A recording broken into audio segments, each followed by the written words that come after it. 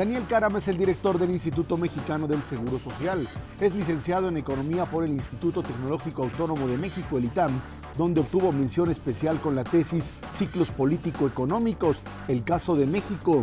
Estudió una maestría en Administración Pública en la John F. Kennedy School of Government de la Universidad de Harvard. De 1996 a 1998 fue asesor de la Dirección General de Planeación Hacendaria de la Secretaría de Hacienda y Crédito Público. De 2002 a 2003 fue coordinador de asesores de la Dirección de Incorporación y Recaudación del Instituto Mexicano del Seguro Social y de 2004 a 2006 coordinador de fiscalización de esa área. En 2006 trabajó como asesor en materia de propuestas y discurso de la campaña presidencial de Felipe Calderón. Fue director de finanzas en el IMSS y comisionado nacional de protección en salud, o sea, el Seguro Popular. Daniel Caram, gracias por estar con nosotros aquí en Línea Directa. Daniel Caram, ¿cómo llegas tú a la administración pública? Ezra, gracias por la invitación a tu programa.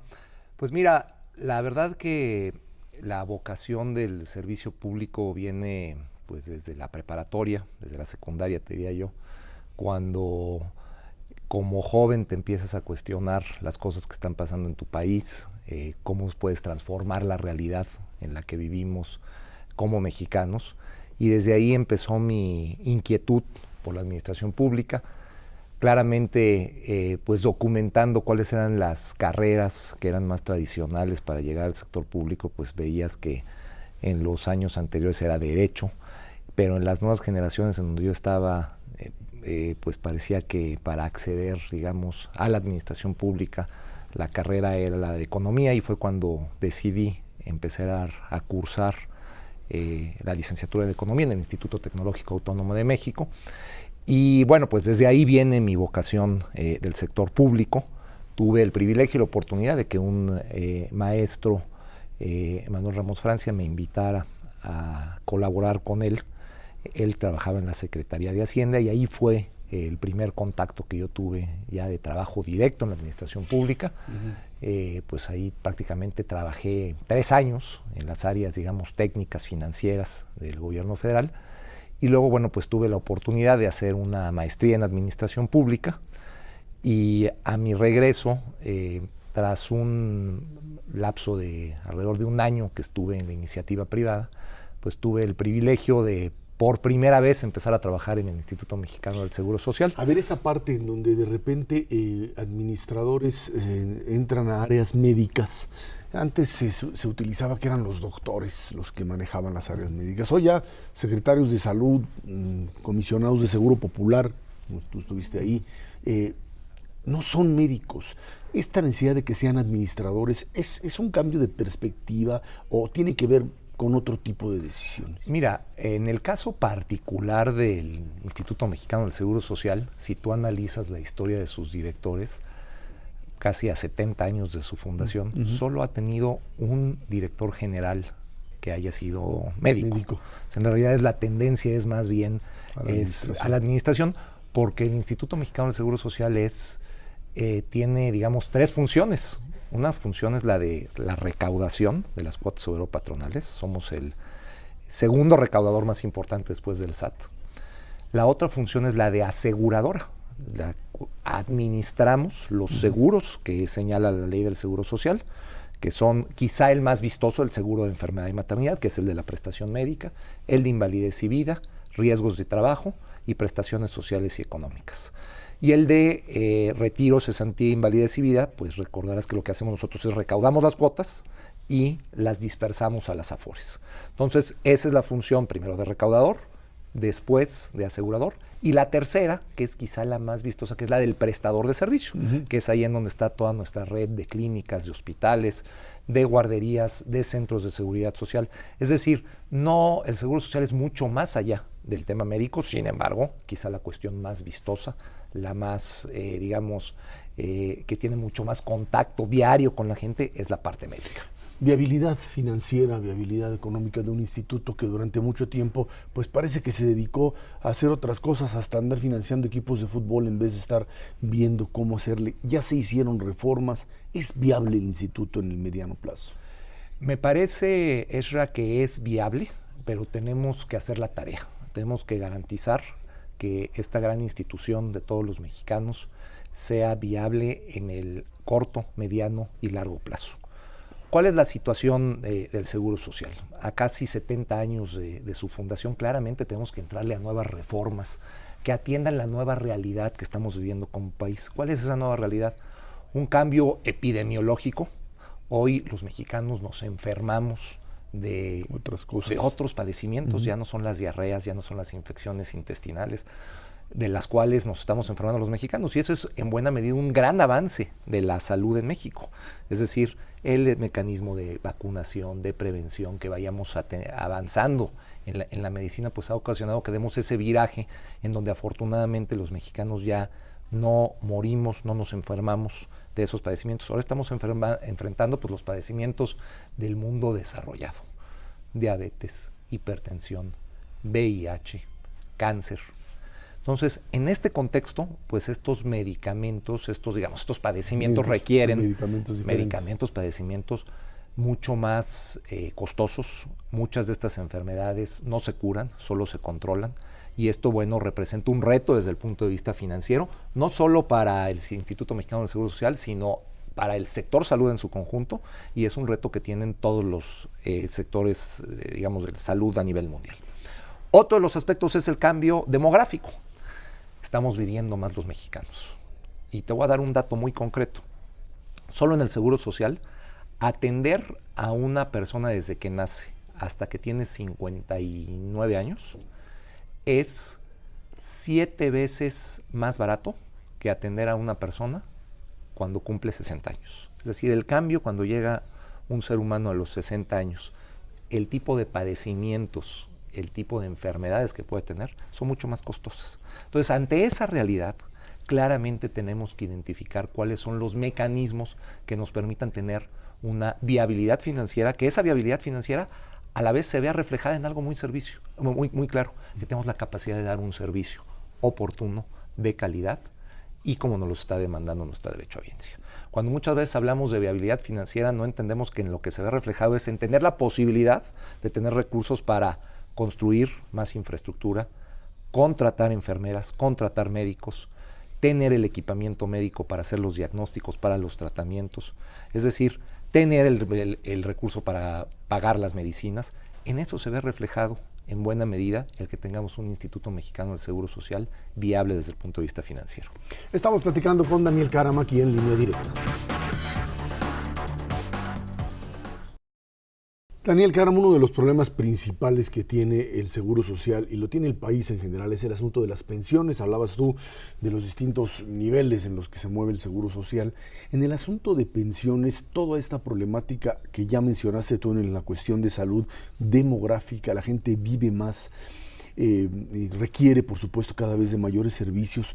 ¿Cómo resolverlo? Parecería ser que estamos encaminados a algo que está pasando en Europa, decir, señores, la gente tiene que retirarse más tarde, y eso es algo que hay muchas resistencias para aceptarlo, ¿no? Mira, el tema de las pensiones, Ezra, me parece que hay que abordarlo desde diferentes perspectivas, porque muchas veces se habla de pensiones de manera genérica cuando hay diferentes esquemas de pensiones. Yo dividiría el análisis en dos grandes grupos. Primero, los trabajadores que cotizan al Seguro Social, que son los que hacen sus aportaciones, y ya te decía yo, a raíz de la reforma de 1997, lo que hacemos como Seguro Social es captar esas aportaciones y luego las dispersamos a las AFORES. A mí me parece que con la reforma que se hizo en 1995 y que empezó a tener vigencia en 1997, cuando el gobierno federal, da el respaldo para todo el tema de las AFORES de los que estaban en el régimen anterior, y a través de las aportaciones que hace el trabajador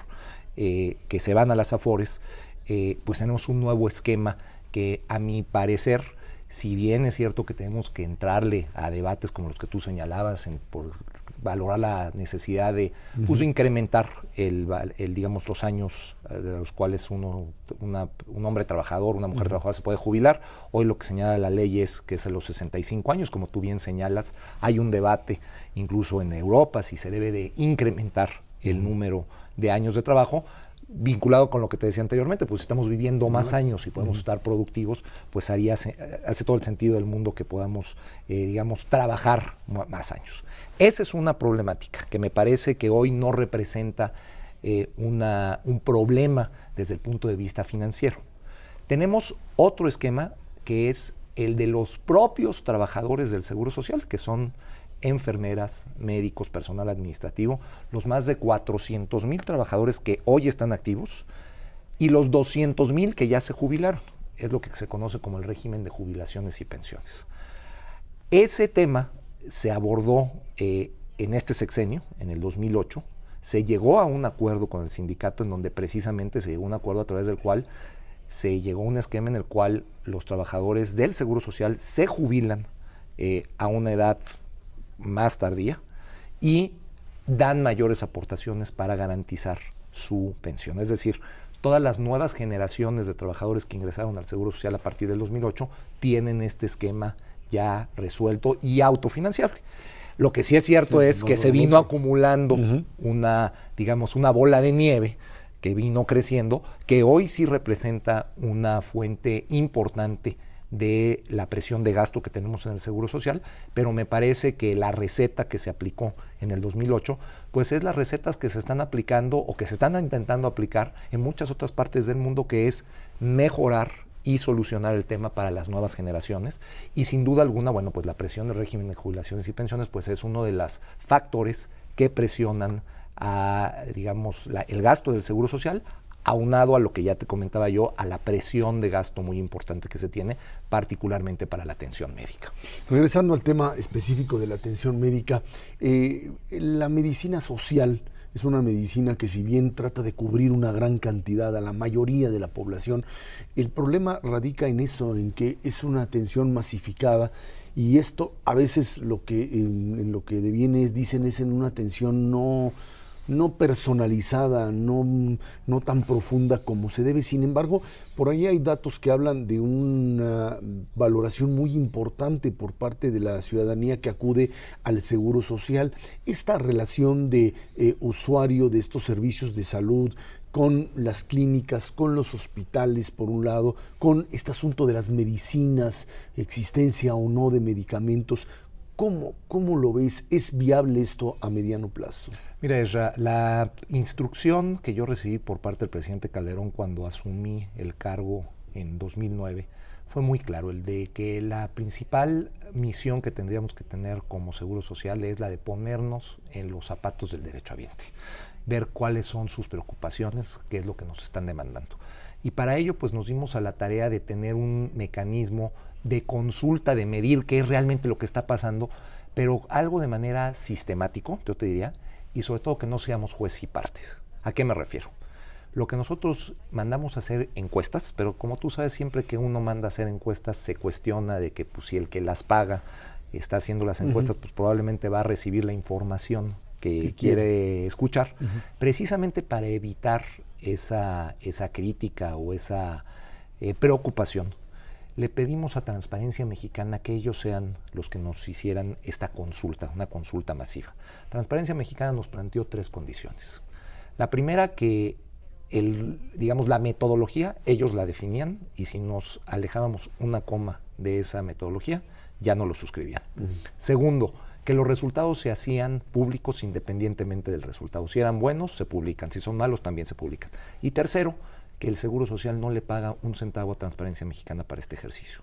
Entonces, nosotros aceptamos esas 3 condiciones y ya llevamos prácticamente 2 años con la medición que nos está haciendo Transparencia Mexicana. Son muestras muy grandes, la última casi de 28,000 preguntas, más bien 28,000 entrevistas que se hacen a los usuarios de los servicios médicos. Y estas encuestas son muy ricas porque te identifican lo que estás haciendo bien, pero sobre todo en dónde tienes que seguir tu trabajo y profundizar lo que más está molestando o lo que más está generando insatisfacción al derechohabiente. Te lo resumo rápidamente. La última encuesta que nos dijo, estas 28,000 encuestas. Primero, que el 78% de los usuarios de los servicios médicos dijeron estar satisfechos o muy satisfechos. Y a mí me parece, Esra, que esa es un reconocimiento a la labor que hace el personal del Seguro Social, a nuestros médicos, a nuestras enfermeras, a nuestro personal administrativo, que día a día se tienen la camiseta muy bien puesta y están haciendo lo mejor que pueden, y se está viendo reflejado en una buena calificación de nuestros usuarios. Ahora, hay alrededor del 13% que dijeron que estaban insatisfechos. Ahí lo relevante es preguntarles por qué. Y hay 3 aspectos que nos refieren. El primero, los altos tiempos de espera. Y este factor, que es el que consistentemente es la principal causa de molestia, yo lo que digo es que se explica, no quiere decir que se justifique, pero sí explica por una razón, Esra. En los últimos 30 años creció la derechohabiencia, creció el número de usuarios, pero no creció a ese mismo ritmo la infraestructura, las clínicas, los hospitales, el recurso humano. Entonces, pues cuando tienes el mismo recurso con más demanda, pues eso se ve reflejado en mayores tiempos de espera. Entonces, por ello, la instrucción que nos dio el presidente desde el principio de la administración es decir, tenemos que revertir esta tendencia en donde no estamos creciendo en infraestructura en el Seguro Social. Y los resultados ahí están, Esra. Prácticamente al cierre de la administración del presidente Calderón, el Seguro Social cuenta prácticamente con 70 hospitales, unidades médicas nuevas, que se hicieron desde que el terreno, y ya están operando bien, te diría yo. Se han remodelado o ampliado más de 150. Le hemos invertido mucho al equipamiento médico. Tuvimos la inversión más grande que se ha tenido en la historia del Seguro Social en un año, alrededor de 9,000 millones de pesos, para equipamiento que nos permita tener mejores diagnósticos más oportunos y tener una mejor atención. Estamos en el proceso de terminar toda la ampliación y remodelación de las áreas de urgencias más transitadas del Seguro Social, que es otra de las demandas más sentidas por parte de la derechohabiente en cuanto a que llegan a las áreas de urgencias, no tienen lugares amplios, no había las condiciones adecuadas para atender a nuestra derechohabiencia. Estamos platicando con Daniel Caram aquí en Línea Directa. Daniel Caram, en el asunto de medicamentos, esta incluso propaganda política que se hizo con respecto a que vales para comprar medicinas, es un problema mucho más complicado, es un asunto que tiene que ver con el costo de los medicamentos, pero también con la posibilidad de regular o de tener, digamos, abasto de medicinas a precios que sean accesibles también o que sean buenos para el propio instituto y que haya un control del mismo, porque hemos visto fenómenos de corrupción muy asociados a este asunto de compras, ¿no? Mira, la tercera causa de insatisfacción por parte de nuestros derechohabientes precisamente está vinculada con que no recibió su medicamento de manera completa y de manera oportuna. Entonces, claramente es una preocupación que tiene nuestra derechohabiencia y nosotros, pues evidentemente la hacemos nuestra. ¿Qué es lo que hemos hecho en materia de surtimiento de medicamentos? Para empezar y poner en perspectiva, estas encuestas de Transparencia Mexicana lo que hoy nos arrojan es que traemos un nivel de surtimiento de alrededor del 92%. En una institución que recetamos alrededor de 12 millones de recetas al mes, tener un nivel de surtimiento del 92% incluso nos pone en parámetros internacionales muy aceptables. Sin embargo, Esra, mientras exista un solo derechohabiente que no tenga su medicina de manera completa y oportuna, pues es motivo de preocupación y de ocupación. ¿Por qué? Porque no hay nada más frustrante lo que le puede pasar a un derechohabiente después de haber tenido tiempos altos de espera, haber ido con el doctor, que le hagan su diagnóstico, que le den su receta y que llegue a la farmacia y no esté ese medicamento, pues es el peor de los mundos.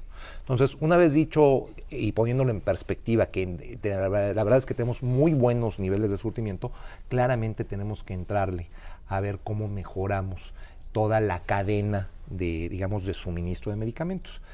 Y lo que nosotros hemos hecho es empezar por atender el tema que tú referías.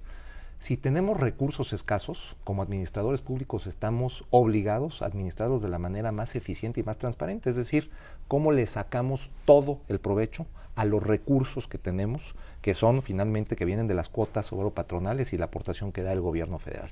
Y por ello lo que hemos logrado es tener un mucho mejor mecanismo de compras de medicinas que a su vez se vea reflejado en la posibilidad de comprar más medicamentos para que tener estos niveles de surtimiento de recetas e incrementarlos. Te doy un dato muy concreto.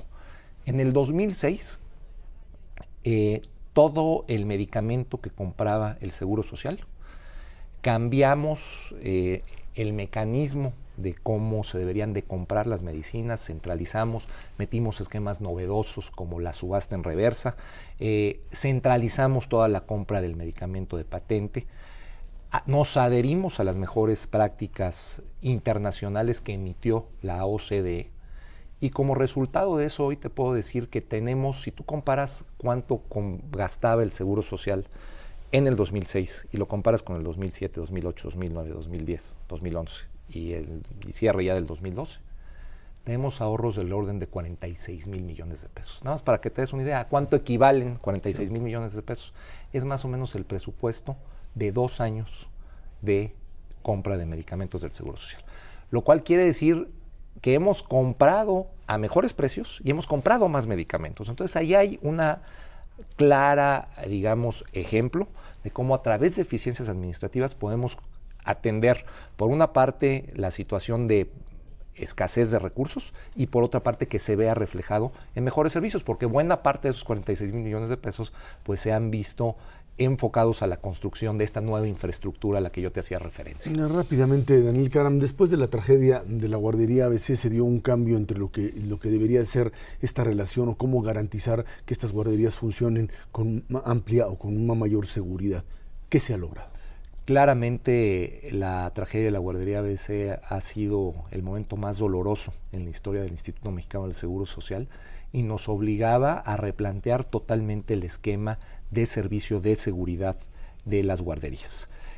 Lo que hoy tenemos es un sistema mucho más seguro, en donde hemos tenido estándares, yo te diría, internacionales en materia de protección civil, y quizá el componente más importante hoy, Ezra, es que son los propios padres de familia los que validan la verificación que está haciendo el personal del Seguro Social.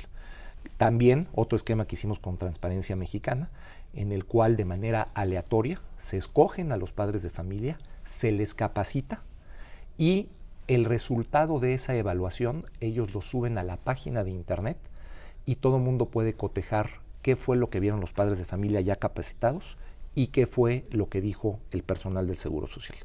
En este ejercicio ya han participado casi 9,500 padres de familia y es la mayor tranquilidad que podemos tener, que sean los propios padres de familia los que estén validando estos esquemas de protección civil dentro de las guarderías, protección en todos, digamos, los aspectos, desde puertas de emergencia, detectores de humo, simulacros de evacuación. Hoy todas las guarderías del Seguro Social hacen un simulacro, cuando menos a la semana, en donde tenemos documentado que los chiquitos desalojan el inmueble en tiempos no mayores a 3 minutos. Entonces, todos estos nuevos esquemas pues nos dan la tranquilidad de que hoy tenemos un esquema de guarderías mucho más eficiente, mucho más seguro, y que también estamos midiendo a través de las encuestas que les hacemos a los padres de familia, también orientados por Transparencia Mexicana, y los niveles de satisfacción que tenemos hoy son del orden del 95-96%. Daniel, ¿qué seguro social entregarás tú el 1 de diciembre? Vamos a entregar, Ezra, un seguro social funcionando, un seguro social en donde el surtimiento de medicamentos va a estar en niveles aceptables, en donde la prestación del servicio de las unidades médicas va a estar funcionando, donde prácticamente queremos entregar un seguro social funcionando desde el punto de vista operativo y sobre todo con una, digamos, margen de maniobra para la nueva administración para que tomen las medidas estructurales y desde el punto de vista financiero que le permitan darle viabilidad de mediano y largo plazo. De acuerdo a los estudios que hemos nosotros presentado, gracias a las reformas que hicimos en esta administración, pues tienen un margen de maniobra, pero claramente la viabilidad del Seguro Social es uno de los temas a las que sin lugar a dudas se le tendrá que entrar en la próxima administración. Ya nos alcanzó el tiempo y yo estoy seguro que todos los actores políticos, la nueva administración, el legislativo, el propio sindicato, encontrarán el mecanismo que le permita darle viabilidad financiera para garantizar que esta gran institución de todos los mexicanos siga cumpliendo con su labor. Gracias, Daniel Karam, por estar aquí con nosotros. Fue Daniel Karam, aquí en Línea Directa.